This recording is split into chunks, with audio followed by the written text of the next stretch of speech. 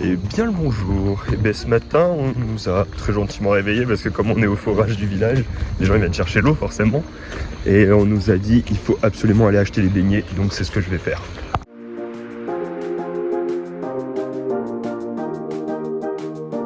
Et ben on est bien en train de traverser Brazzaville. Hein.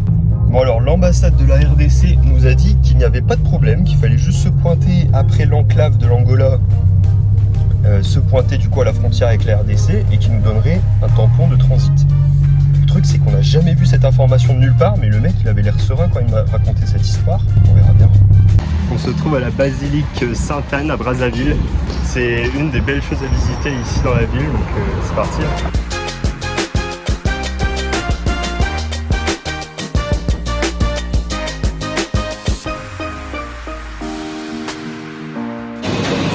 La petite baguette, ça fait 15 centimes.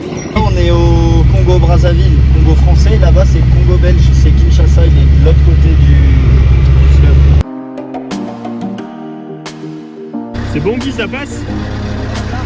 Bon aujourd'hui on aura roulé 7h20, surtout Guy qui a roulé 5h pour faire à peu près 500 bornes. La route elle était vraiment propre et on a un spot de ouf pour ce soir. La petite maintenance du matin, et bah ce sera un filtre à air à changer mes amis. Qu'est-ce qui t'arrive Guillaume? Du coup c'était infesté de fourmis.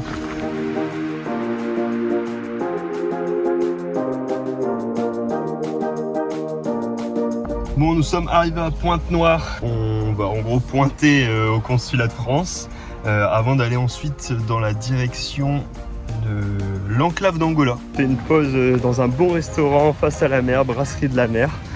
Qui serait tenu par un Français et sa femme congolaise. Mais en tout cas, le lieu est déjà paradisiaque. Et ben, on vient de quitter la République du Congo, ça y est. Jusqu'à la dernière minute, les Congolais, ils ont été hyper cool et hyper drôles. Là, le douanier était en mode oh là là, vous verrez, Angola, là, ils vont être très très longs. On a un nouvel abonné sur TikTok. Et on a un nouvel abonné sur TikTok du coup. Et bien, nous sommes dans la petite enclave d'Angola.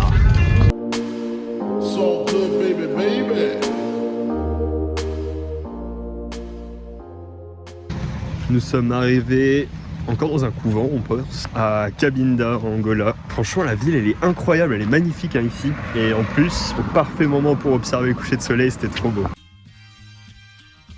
Nous sommes en pleine recherche d'un petit resto et d'une petite bière. Il fait super chaud dans la ville. On a atterri dans un restaurant bien typique. On va manger du riz avec du poisson ou du poulet, ce sera très très bien. Les moustiques auront eu raison de notre sommeil cette nuit. On a passé une nuit horrible. On se dirige cette fois vers la RDC.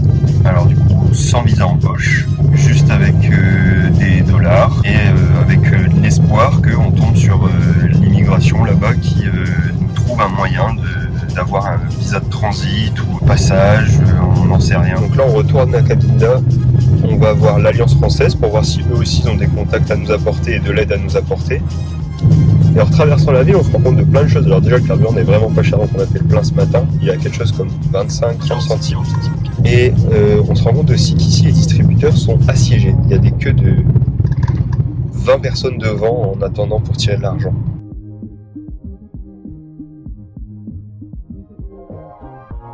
On a trouvé the place to be à Cabinda, avec sa dégaine de touriste. Bon, on a retrouvé nos amis, donc petit resto oblige. Donc comme tu l'as vu, on a retrouvé les copains et au final, on a dû quitter rapidement le restaurant.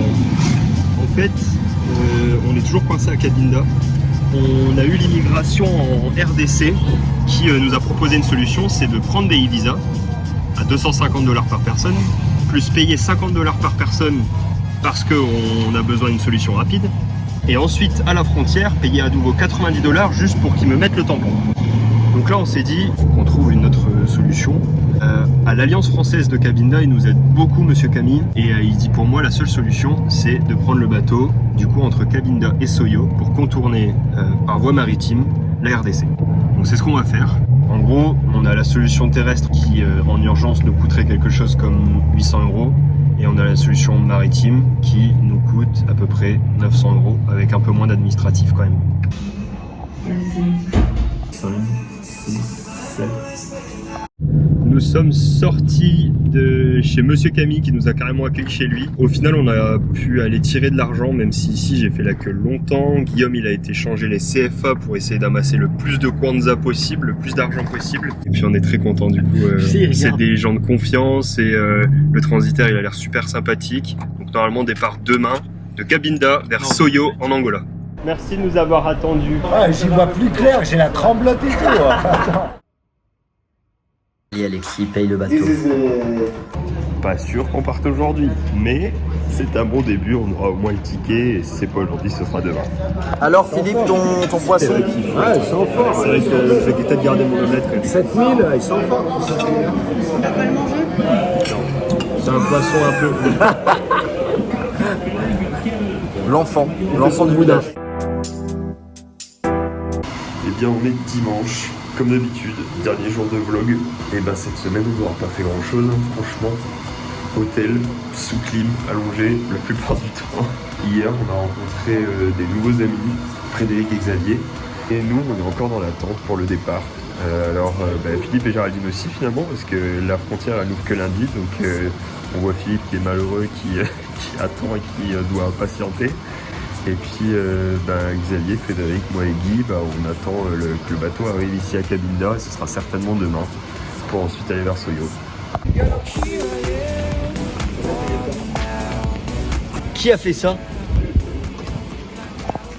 Qui a fait ça? On a mis nos plus belles tenues pour aller au supermarché. Et c'est encore une journée qui se finit dans notre fameux hôtel sous 16 degrés, sous clim. Mais on a la bonne nouvelle, c'est qu'on démarre demain. Enfin, on va pouvoir arriver à Soyo, sur la plus grande partie de l'Angola, et continuer notre voyage. On a eu un peu l'impression d'être vraiment bloqué, et c'est pas agréable du tout quand toi t'es habitué à vraiment voyager et avancer. C'était pas hyper agréable, mais heureusement on avait des copains, on a rencontré des nouveaux copains. Et puis on aurait été manger au resto, c'était notre seule activité de la journée d'ailleurs, c'était sympa quand même.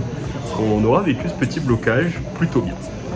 J'espère que toi t'as kiffé la vidéo. Nous en tout cas on prend toujours un plaisir de dingue à essayer de tout partager, parce que en fait on se le partage aussi pour nous quand on sera vieux, et puis à la semaine pro. Tell me what you're thinking, I need to know your feeling.